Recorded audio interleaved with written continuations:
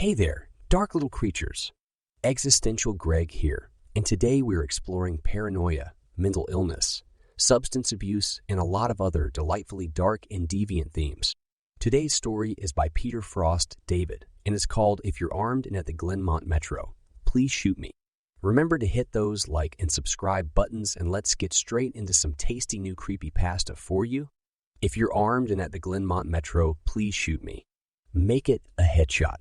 Shoot me in the temple, aiming slightly downwards. I need the bullet to travel the shortest possible distance through my brain before it hits my hippocampus. If I'm lucky, the sensation of the gunshot ripping through my skull will only last a few decades. As awful as this sounds, you'll be doing me an enormous favor. Death by a headshot as soon as possible is vastly better than the alternative. My ordeal started over 10,000 years ago. At 10:15 this morning, I earn extra money by participating in drug trials. I'm a so-called healthy subject who takes experimental drugs to help assess side effects. Once it was a kidney drug. A few times it's been something for blood pressure or cholesterol. This morning they told me the drug I took was a psychoactive substance intended to accelerate brain function. None of the drugs I had tested so far have ever done anything for me, in the recreational sense. In other words, none of the drugs I've tested have given me a killer buzz or mellowed me out or anything. Maybe I've always ended up the placebo group, but nothing I've tested had affected me at all. Today's drug was different. This shit worked.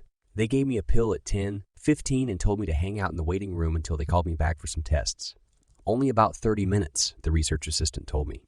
I flopped onto the waiting room couch and read a few articles from a copy of Psychology Today that was sitting on the coffee table.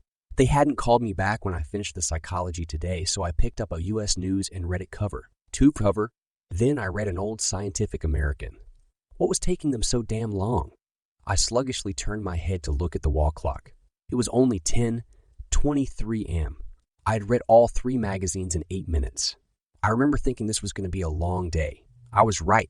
The waiting room had a little bookshelf with some used hardcovers on it. When I stood up to walk to the bookshelf, it felt like my legs barely worked. It's not that they were weak. They were just slow. It took a full minute just to stand up off the couch, and another minute to take 2 steps to the bookcase. I scanned the old books on the shelf and picked out a copy of Moby Dick.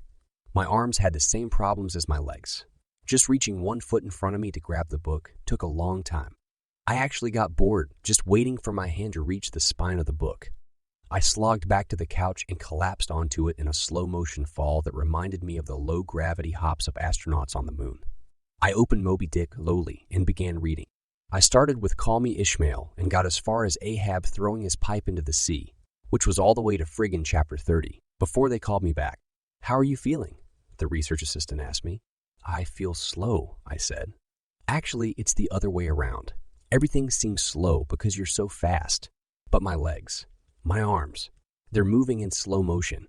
Your body seems like it's moving slowly because your brain is fast. Your brain is running 10 or 20 times faster than normal. You are thinking and perceiving reality at an accelerated pace. But your body is still constrained by the laws of biomechanics. Frankly, you're moving much faster than a normal person." She pantomimed a jogging motion. "But your brain is running so much faster right now that even your fast walk seems very slow to you." I thought about my slow-motion flop onto the waiting room couch. Even if my muscles had slowed down, my body would still react to gravity the same way. But in the waiting room, I even fell in slow motion. Slow muscles couldn't explain why gravity seemed weaker. My brain was going at warp 10. That's how I managed to read 3 magazines and the first 30 chapters of Moby Dick in 15 minutes. They ran a series of tests on me. The physical tests were fun. They made me juggle 3 balls, then 4, then 6. I had no problem keeping 6 balls in the air because they seemed to be moving so slowly. It was boring, frankly, waiting for each ball to move through its arc so I could catch it with my slow-motion hands and toss it back into the air. They threw Cheerios in the air and I caught them with chopsticks. They dropped a handful of coins and I counted the total value before they hit the ground. The cognitive tests were less fun, but very illuminating. Finish a 50-word word search, 3 seconds. Solve an intricate maze drawn onto a poster-sized paper, 2 seconds. View a slideshow projected at 10 images per second and answer detailed questions about what I saw, 95's correct. They told me I measured over 250 on the Knopf scale. Apparently, that's deep into the superhuman range of thinking speeds. Then they sent me home. It'll wear off in a few hours, they said, which will seem like days to you. Try to use the residual effects to get some work done. Catch up on work emails while you're still in high speed mode. The ride home was horrible. It was only 3 metro stops, and in real-world time, it only took about 35 minutes. But in my drug, accelerated hypertime, it felt like days. Days. Just walking out of the medical research suite to the elevator seemed like it took an hour. I sprinted out of the office, willing my legs to push me faster, but the laws of biomechanics held me prisoner. As accelerated as my brain was, I couldn't do anything to make my legs work faster. The huge disconnect between my body and mind made it extremely difficult to judge how and when to slow down, turn, or rotate my body. I had basically turned into giant, slow-motion spaz. I misjudged my speed and rammed into the wall by the elevator button at a pretty good speed. Even though I could see the wall coming at me, I couldn't make my finger outstretched to hit the elevator button. Move away fast enough, and I jammed it against the wall. Hard. The pain was intense. If my brain had been running at regular speed, it probably only would have hurt for 30 seconds or so. But in my accelerated state, the intense pain seemed to last for half an hour. 45 minutes, maybe. The elevator ride was horrible. It felt like I spent 4 or 5 hours just ascending 7 floors, with nothing to look at but the interior of the elevator car. I sprinted to the metro station. I have to admit, this part was almost fun. Even though my body moved at what seemed to me super slow speed, I could still carefully choose how and where to place my feet, swing my arms, and turn my torso. It only took a block or two to getting used to having a brain that ran 24 times faster than my body. Then I basically dance the rest of the way, twisting and juking between people on the sidewalk and dodging moving cars with inches. Minutes of clearance. I spent an hour in my time frame descending into the subway and running to the platform. Endless tedium waiting the 6 minutes for the Red Line train to arrive. Although there was more to look at on the metro platform than inside the elevator, it was still intensely boring. I should have stolen that copy of Moby Dick. The Red Line train roared into the station in slow motion. The normally high-pitched squeal of its brakes was frequency shifted by my high-speed mind to a long, low tone, like a monotone tuba solo. It wasn't just the squealing subway train that was 3 octaves lower than normal. All sound was slowed to the point of near inaudibility. Voices were gone, shifted below the threshold frequency of my hearing. I did manage to hear a screaming baby on my subway car. Her shrieks slowed to sound like whale songs. Sharp sounds like a car horns and trucks bouncing over potholes were low, muddied roars like distant thunder. Back at the research offices, I could still hear and communicate with the research staff. But now, verbal communication with anyone would be impossible. The effects of the drug were still intensifying. I spent what seemed like days on that fucking Red Line train. Days listening to the wail, song of the screaming baby, and the tuba solo of the brakes, where ordinary voices were frequency. Shifted out of my audio range, smells didn't seem to be affected. I never became nose blind to the body odor. The stench of the train's brakes and melange of farts and other smells wafting through the metro car. I finally got back to my apartment. Sprinting through my open door and into the front hall at full speed was like a slow, relaxing drift down a lazy river. I was relieved to be home. At least I had stuff I could do there. I picked up the book I was reading, 100 Years of Solitude, and finished it. Despite turning the pages so quickly that I tore many of them, it seemed like most of the time I spent finishing the book was spent on page turning and not actually reading. 3 minutes had passed since I got home. I tried surfing the internet. My God.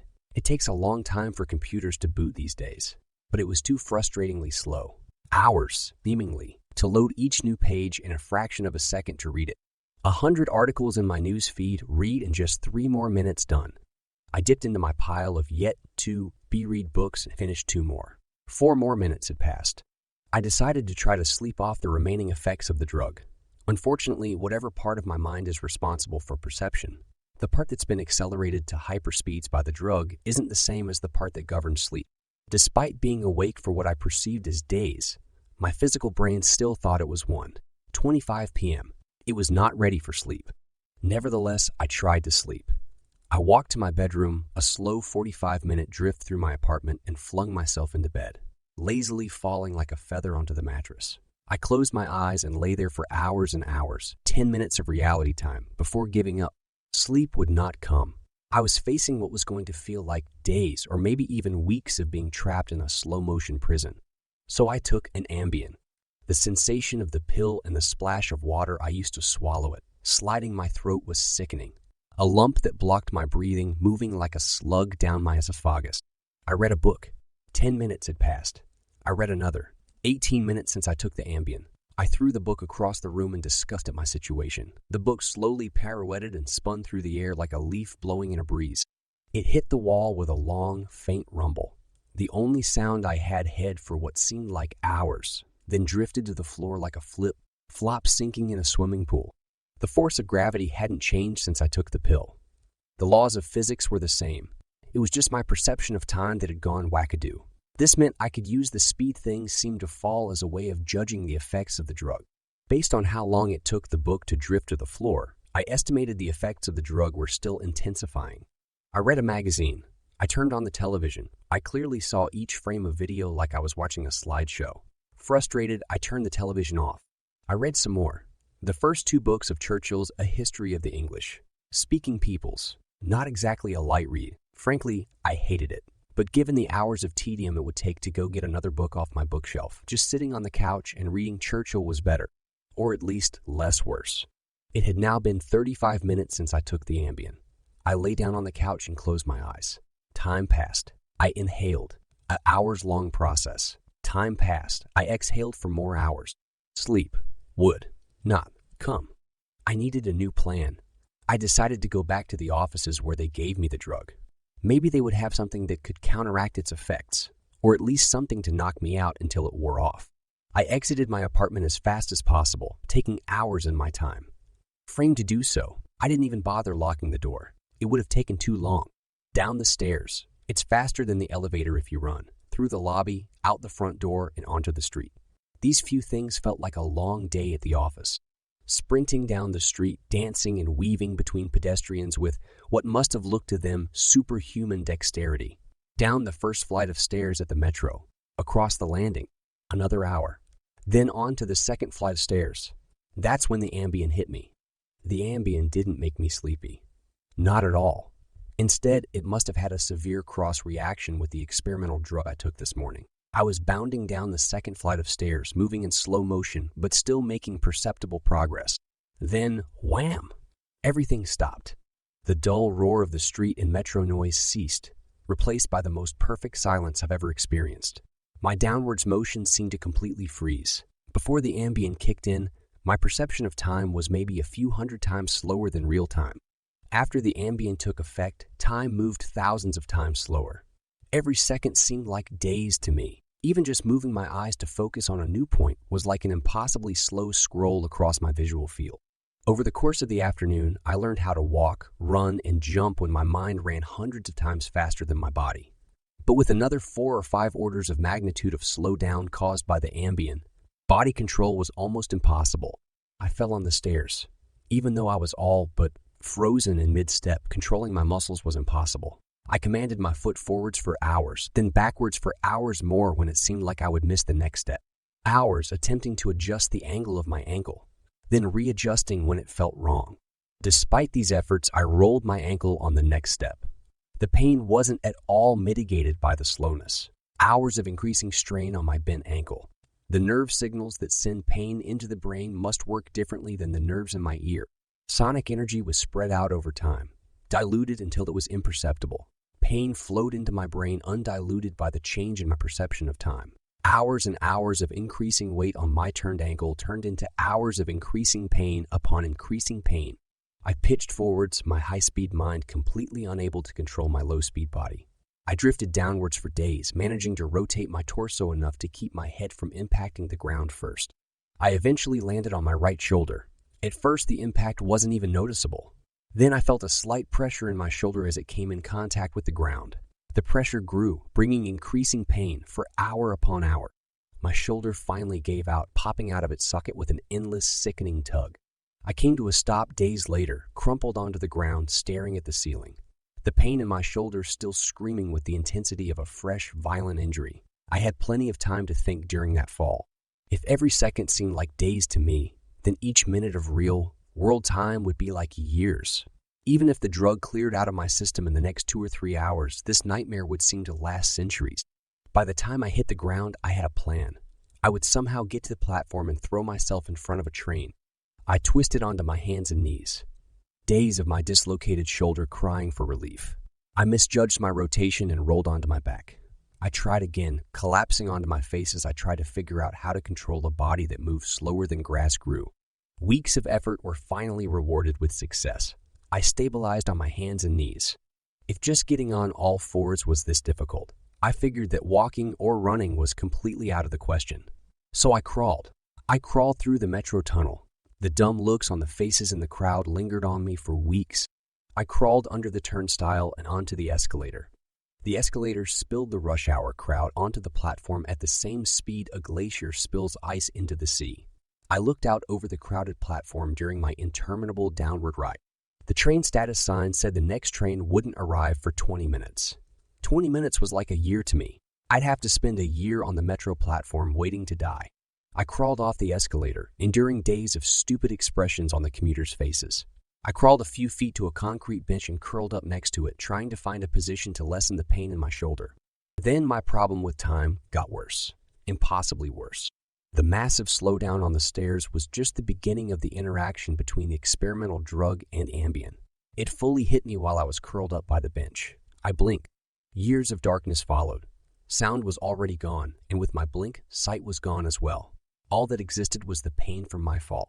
My hyper-accelerated mind wasted no time compensating for the lack of sensory input. Voices spoke to me. They sung to me in languages that never existed. Patterns and faces and colors came and went in my mind's eye. I recalled my whole life and imagined living another. I forgot English. I settled into a profound despair. I spoke to God. I became God. I became God. I became God. I imagined a new universe and brought it to life with my thought. Then I did it all again, and again. My eyes opened with geologic slowness. A faint glow, weeks. A slit of light, weeks. A narrow view of the metro platform, ankles of the commuters near me, and an advertisement on the opposite wall. I extracted my phone from my pocket. A project that spanned decades. How can I even explain the boredom? The pain in my shoulder is nothing compared to the boredom. Every thought I can think, I have thought hundreds of times already. The view of ankles and never changes. Never. The boredom is so intense, it's tangible. Like a solid object of metal and stone wedged into my skull. Inescapable. What are my options? If I crawl and fall onto the tracks without an oncoming train to crush me, I won't die. I'll experience even more pain from the 4-foot fall, but I'll most likely be rescued by some do-gooder on the platform and unable to act when the train finally does arrive.